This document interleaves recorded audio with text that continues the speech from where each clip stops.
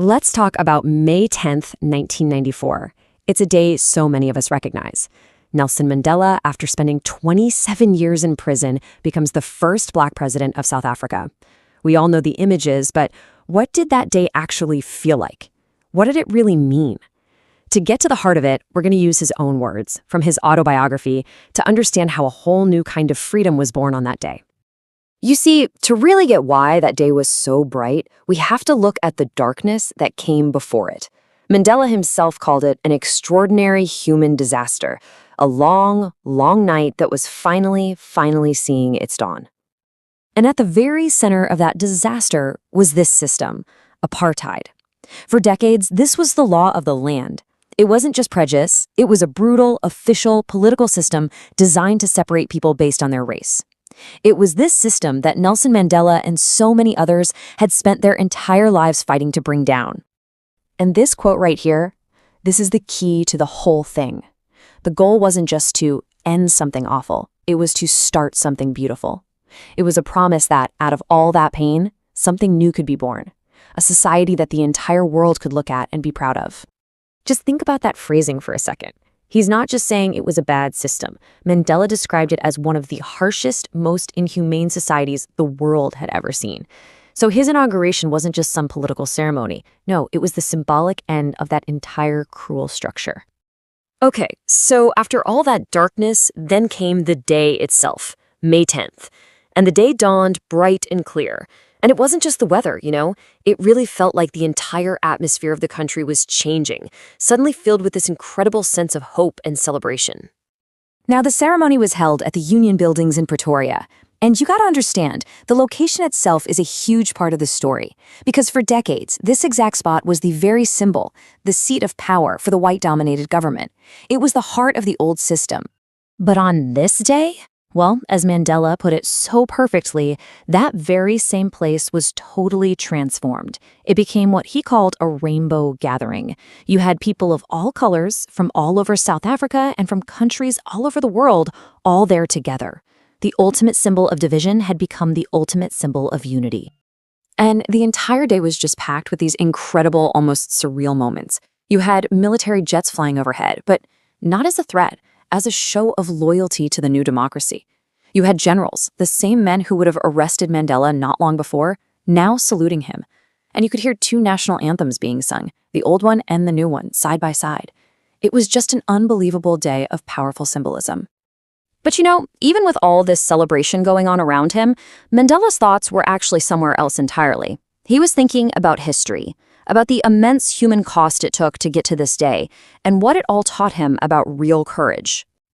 See, for him, this day wasn't just about him. He felt like he was simply the sum of all the people who had come before, thousands of African patriots who had suffered and sacrificed for this moment. And he felt this deep pain that they couldn't be there to see what their struggle had finally accomplished. This victory wasn't his, it belonged to generations. And thinking about all this led him to this really powerful, kind of paradoxical idea. He realized that the decades of oppression and brutality had this unintended consequence. They forged leaders with incredible character, people like Oliver Tambo and Walter Sisulu. It was almost as if those terrible depths were needed to create such amazing heights of courage. So, all of this, it made him stop and think about a word we throw around all the time. After everything he'd seen his comrades go through, he had to ask himself, what really is true courage? And his answer, which he learned from the struggle, totally changes how you think about it. For him, courage wasn't about being fearless. He saw men and women risk their lives, face torture, and never break. Of course they were afraid, but they acted anyway. True courage, he realized, isn't the absence of fear. It's triumphing over it. I mean, think about this.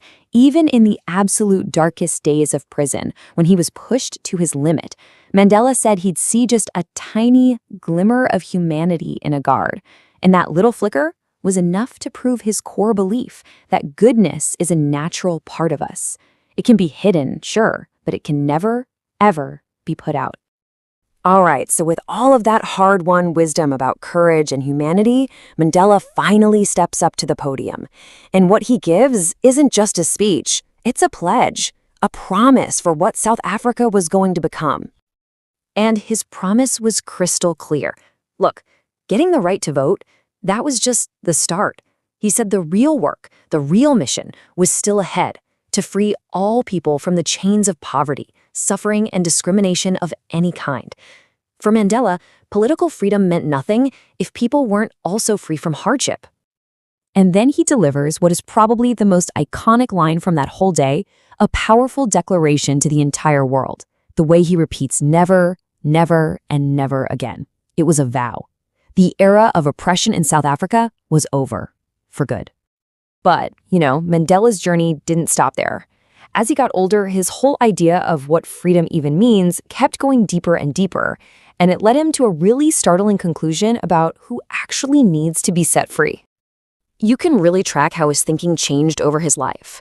When he was a boy, freedom was simple, right? Running around in the fields. As a young man, it was more personal, being able to earn a living, have a family. But the big turning point was when he realized that his own personal freedom meant nothing when his people weren't free. That's when he understood freedom is indivisible. The chains on any one of his people were chains on him too.